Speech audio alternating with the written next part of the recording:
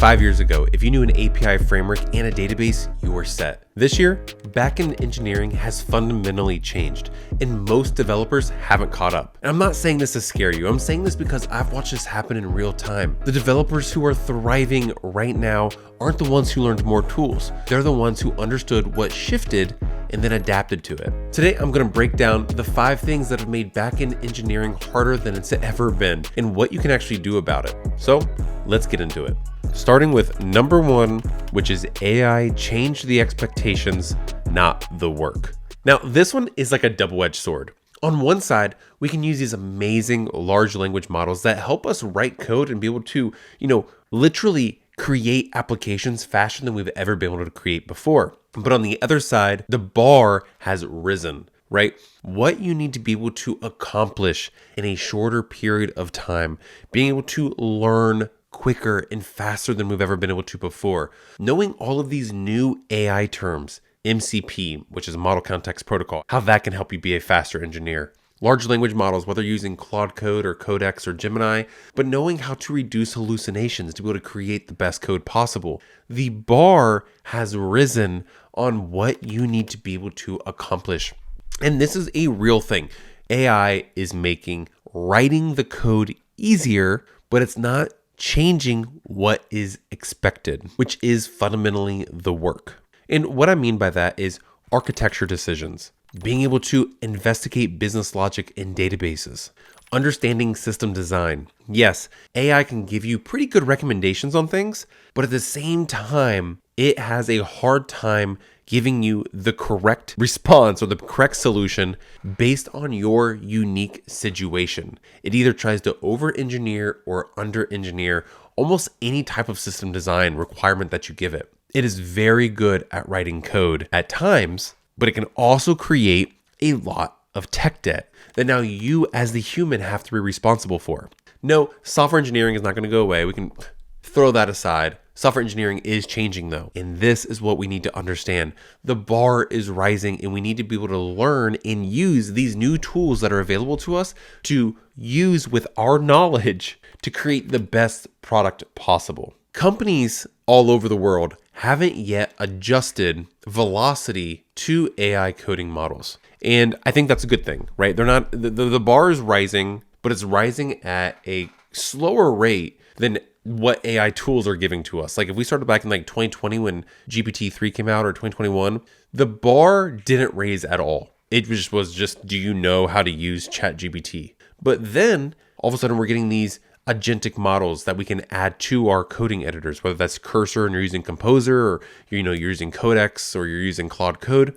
These are able to literally create code faster than we've ever been able to create code before, but it may or may not be writing the correct code. That's up to you to decide. But the bar has not yet caught up to what the expectation will be in the near future. And this is your gap time to learn all these tools. Because especially if AI and large language models continue to be huge, and they're not going to go away. They're going to stay here forever. It is now up to you to be one of the industry leaders in knowing how to utilize this the best way possible and being in that top 1% crowd for using AI coding tools. However, learning this stuff is not super easy and super straightforward because there's not a lot of learning material out there. It is kind of up to you to experiment.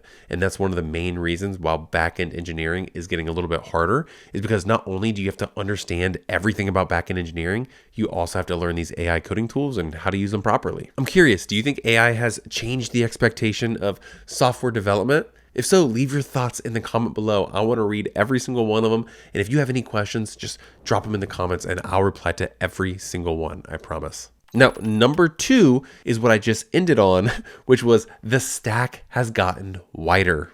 20 years ago, your job was to create CRUD endpoints. That was it. Now, from what I've noticed, the umbrella of what's in backend engineering, everyone is expected to know.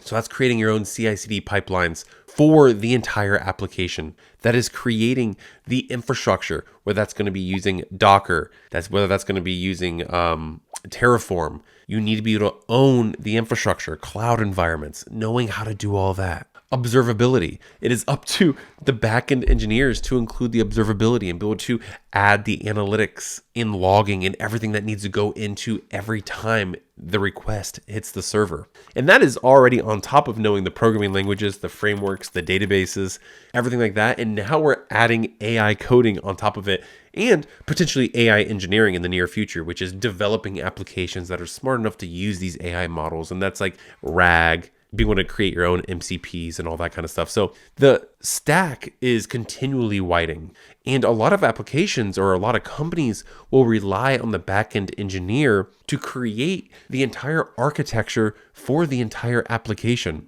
And backend engineering is very unique in that realm, as I've noticed that, like, if you're an iPhone developer, you really just focus on the iPhone. If you are a front-end developer for web, you really focus on whatever goes in the browser. If you are an Android developer, you focus on the Android. But when you're backend, not only do you consume everything afterwards, you're really helping dictate how that front end even interacts with your application or works in the real world in general, because it's all going to come back to your architecture that you design. So there is a pro to all this. Even though the stack is getting wider, you now have tools like AI. I know I'm bringing up AI again, but you now have AI that can help you teach these items quicker. Also, I've created a platform called the Backend OS, which is currently in beta and completely free to use as of right now. It's in the description below. Go ahead, sign up. It has video, text, coding editors, all in the browser, animations, interactions. It's pretty cool, and I'm pretty proud of it. So go check it out. It's completely free. Now, number 3 reason why the backend engineering is harder than it's ever been before is the job market is brutal. I'm not going to sugarcoat this. 2026, this year, the job market is bad. It is really, really bad right now for people in software development. Now, I know it's kind of bad across the entire board, but software engineering especially is really, really bad right now. So with that, there's really like 2 things you can focus on. There is leak code, data structures, and algorithms, which I'm not a huge fan of. I'm kind of passionate in that subject of, I don't think we always need to be pushing that on people. But on the flip side, you want to make sure that you're always building and creating products. No matter what job you apply for, they're going to want you to build products. You need to be able to learn and build products. And especially if you're like a junior developer or wanting to get an intern or something like that, this is something that I see all over the place. Are these people who are graduating from boot camps or self-learners or even university and trying to get a job that teaches them how to build products. They're like, yeah, I can code a little bit, but I want you to pay me to now learn how to enhance or work on your products. And that mindset needs to be reversed. It actually needs to be, you have spent time, and shoveled the manure, learning how to build products. So now when you hire someone as a junior developer, they already know how to build products. They might not know all of the gaps, like they might not know caching, they might not know how to scale, they might not know how to add observability and logging and all that kind of stuff, but they've been through, the ring a little bit. They've created an application, whether that's front end and back end. They've maybe deployed it even on like a SaaS product like Versal. They have done things that show that they can build real products. They've thought through that process, and that's so incredibly important. So when the job market is really bad, I almost always fall to build as many products as you possibly can and network like crazy. You can network on a bunch of different platforms.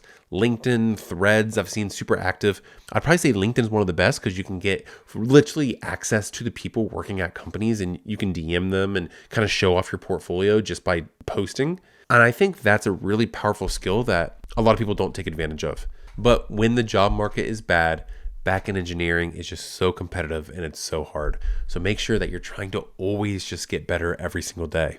Now, number 4 is that you're competing against what people think is AI developers. This is a topic that I don't think is talked about enough. When you look at what vibe coding is, or AI developers in general, you usually see that AI is going to replace software developers, or there's no point in learning to code or anything like that. And those are from 2 different types of people. They are from people who are not technical enough, and they think they're building applications because UI can create you a UI that looks really nice, maybe with even a decent user experience, but nothing really happening under the hood. Or you get the alternative or the opposite side, which is a very technical person saying that AI is going to replace their job, but they're not realizing how much technical guidance and decisions they're doing in a day-to-day situation when dealing with these AI coding models.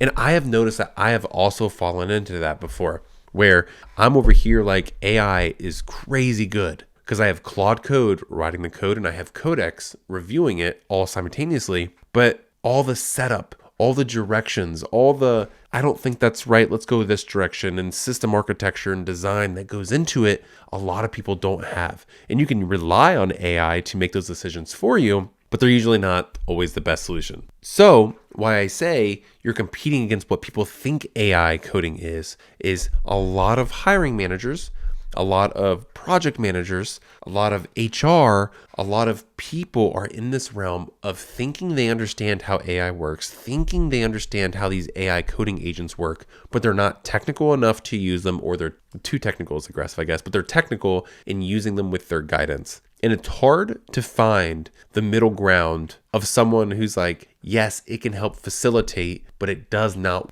even get close to replacing. Those people are hard to find, and they're usually the most accurate. That is why today, when you're interviewing, it's still usually coding examples, right? It's usually still data structures and algorithms, depending on who you're applying for, because that AI world is still too hard to judge because it's always changing and it's always moving, and most people aren't as good with it as they think they are. So you're competing against this unknown fact of what is AI coding or what is vibe coding. And then number 5 is systems are more complex than they've ever been. Microservices, distributed systems, event-driven architecture, being able to scale certain Docker instances or containers. This is some of the most advanced stuff that people used to never have to work with or deal with. And these are now becoming expectations that you know what these are. And I still remember how long it took for me really to learn what all of this actually is.